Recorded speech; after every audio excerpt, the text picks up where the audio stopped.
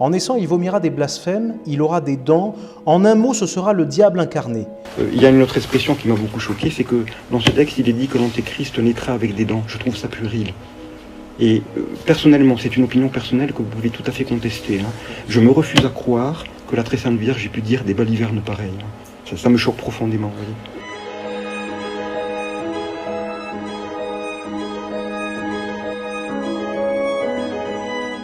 On vous dira que le vrai secret de la Salette était beaucoup plus court et que ces histoires d'apostasie et d'éclipse ont été rajoutées par Mélanie. L'apparition de la Salette a été reconnue, mais faisons la distinction à l'intérieur de ce phénomène, sûrement surnaturel. Distinguons cela avec ce fameux texte, ce fameux secret qui est interminable. C'est interminable, c'est apocalyptique.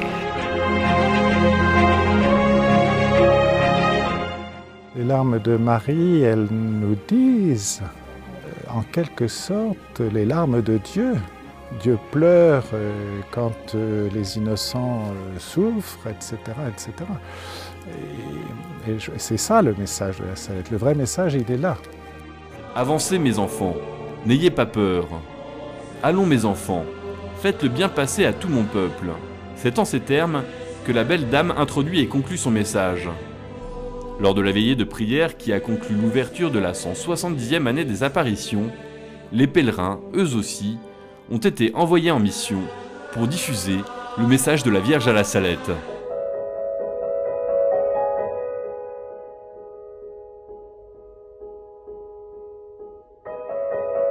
De même que la fraternité sacerdotale Saint-Pédis reprend à son compte tous les arguments des ennemis de l'infaillibilité pontificale pour justifier ses positions hétérodoxes, l'abbé Ricossa et l'IMBC reprennent les arguments des ennemis les plus enragés de la Salette et font preuve de la même mauvaise foi.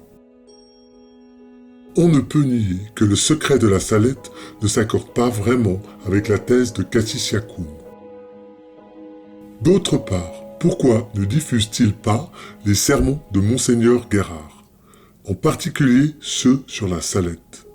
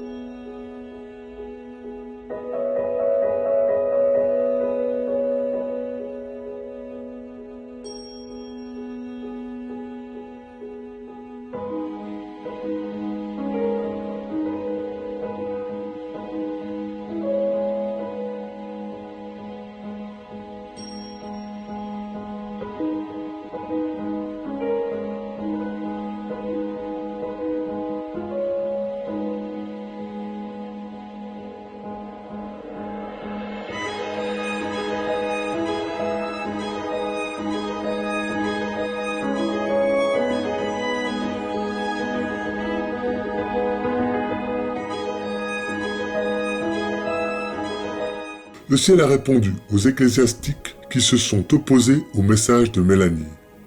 Bon nombre d'entre eux ont rendu compte de leur opposition frontale à la très sainte Vierge. Citons par exemple Monseigneur Guinouliac, évêque de Grenoble et successeur de Monseigneur de Bruyères, fut le premier à persécuter Mélanie et Maximin au sujet de leurs secrets. Il espérait la faveur du pouvoir politique et un archevêché avec un chapeau de cardinal. Et pour plaire à l'empereur, il déclara que la mission des voyants était terminée. Par ailleurs, il traita Mélanie de folle. Il est mort fou, jouant à la poupée et avec ses excréments. Le cardinal Maignan, archevêque de Tours, ennemi déclaré de la Salette, mourut subitement pendant la nuit alors que la veille il était en pleine santé. Le cardinal Hamet, archevêque de Paris, qui auparavant, comme évêque de Bayeux, a tout fait pour discréditer les apparitions de la reine du Très Saint Rosaire à Tilly-sur-Seulles, interdisait dans son diocèse le secret de la Salette. Il fut aussi frappé de mort subite. Son visage fut de suite ravagé par la putréfaction, au point que l'exposition fut impossible. Personne ne fut admis à pénétrer dans la chambre mortuaire. Le prince de l'église était devenu noir comme du charbon. On ne put lui faire la toilette des morts. Sa propre sœur fut priée de se retirer sans l'avoir vu. À cette époque, plusieurs évêques et cardinaux français se signalèrent par cette noirceur et putréfaction immédiate lors de leur décès. Monseigneur Bouange, évêque de Langres, ennemi de la Salette, mort subite. Monseigneur d'Oultremont, évêque du Mans, qui avait à 2 reprises dans la semaine religieuse de son diocèse protesté contre le secret de la Salette, mort subite et obsèque au jour anniversaire de l'apparition. Tous ces exemples devraient faire réfléchir nos modernes négationnistes du secret.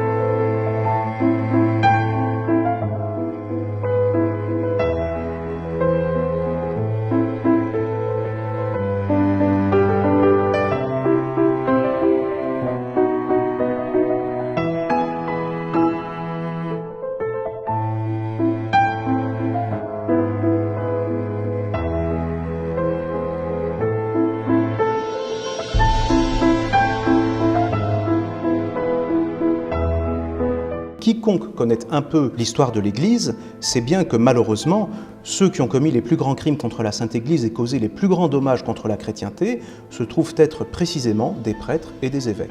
Judas Iscariote, Arius, Macédonius, puis Nestorius et Sergius, tous 3 successivement patriarches de Constantinople et à l'origine de plusieurs hérésies, Eutychès, qui fut l'antithèse de Nestorius, Pélage, Phocius et Michel Cérulaire, responsables du schisme d'Orient, Wyclève, Jean Hus, Luther, Jansénius, l'abbé Sieyès, l'abbé Grégoire, Monseigneur de Talleyrand et tous ces évêques français qui ont calomnié la messagère de Notre-Dame de la Salette, et jusqu'à leurs successeurs qui ont protégé tous les Congards, tous les Lubac, tous les Chenus et autres modernistes qui ont fait Vatican II.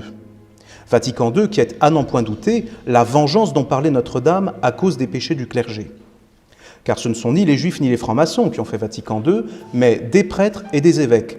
Certes, à l'imitation de Judas Iscariote prenant ses instructions auprès du Sanhédrin, les traîtres dont nous parlons se sont effectivement fait les relais de la synagogue de Satan.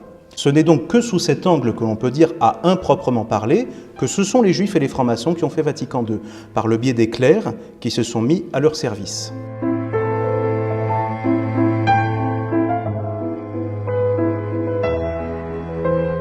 Lettre de Mélanie à l'abbé Le Baïf. La guerre que le clergé fait au secret ne m'étonne pas. La persécution contre le Christ et sa religion ne m'étonne pas non plus. Je ne crains pas les persécuteurs de la religion. Je ne crains pas les impies, les francs-maçons, ni les athées. Ce que je crains, c'est la foi qui manque chez la plus grande partie du clergé français.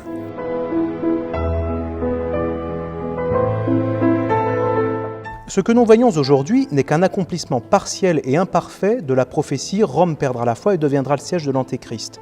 Nous allons voir que l'homme qui est assis sur le siège de Pierre depuis Jean 23 inclus peut être qualifié non pas de vicaire du Christ, mais de vicaire de l'Antéchrist. Ainsi, le 31e paragraphe nous apprend-il que l'Église sera éclipsée. Or, l'Église catholique est actuellement éclipsée par la secte conciliaire.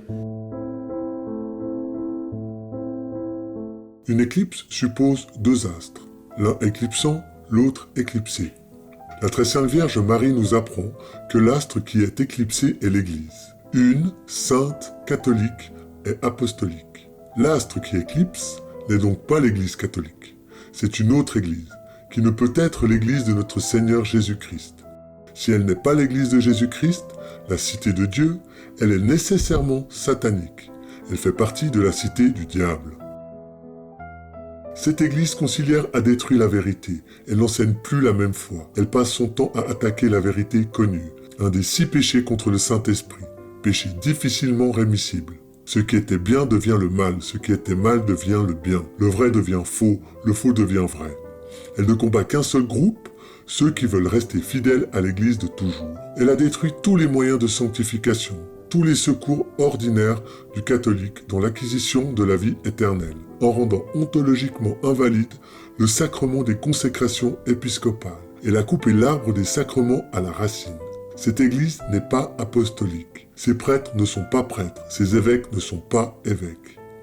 Elle a détruit la liturgie, la discipline, les élites, les combattants, les missions, les principes d'enseignement, les volontés, etc.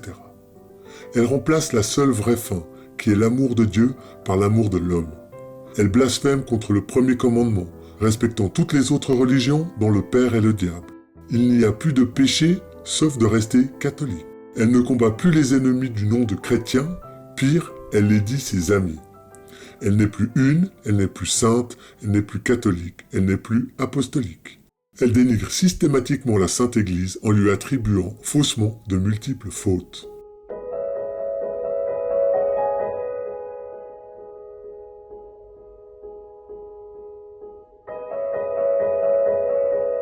Combattez, enfants de lumière, vous, petit nombre qui y voyez, car voici le temps des temps, la fin des fins.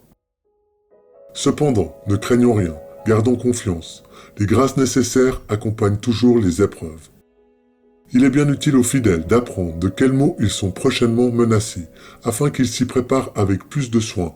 Quand ces maux arriveront, quand des nations chrétiennes jusqu'alors arboreront hautement l'étendard de l'incrédulité, cet exemple terrible, loin d'ébranler leur foi, ne fera que l'affermir de plus en plus, parce qu'ils sauront que ces choses ont été prédites depuis le commencement du christianisme, et que Dieu ne les a permises que pour punir les crimes sans nombre de ces nations, accumulés d'âge en âge avec un excès prodigieux.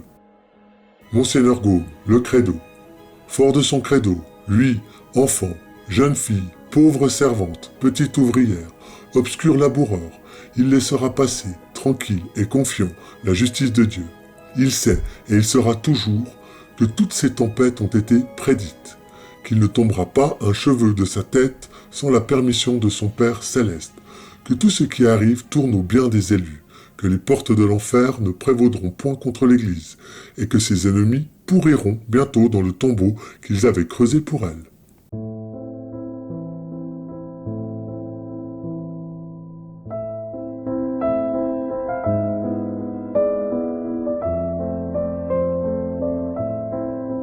Sainte Vierge Marie, venez à notre secours.